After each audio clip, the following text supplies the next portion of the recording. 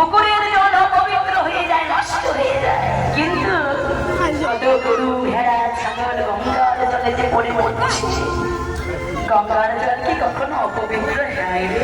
হ্যাঁ, কখনো হয়? গুরুদেব, আর কাঁদিস না, আর কাঁদিস না। আমাকে বলছিস তো আমি স্পর্শ করলে তুই অপবিত্র হয়ে যা, তুই স্পর্শ করলে অপবিত্র হয়ে যাবো? না না না না গিরিশ, তুই কি হয়েছে দেখি। এই বলে বাবা যখনই গুরুদেব গিরিশের কণ্ঠে হাত বুলিয়ে দিচ্ছে,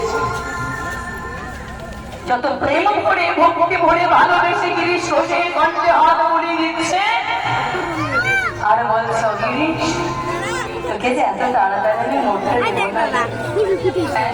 তুই বিখ্যাত নাট্যকার, তুই যদি মারা যাস নাটক, এত সুন্দর নাটক কি রচনা করবি?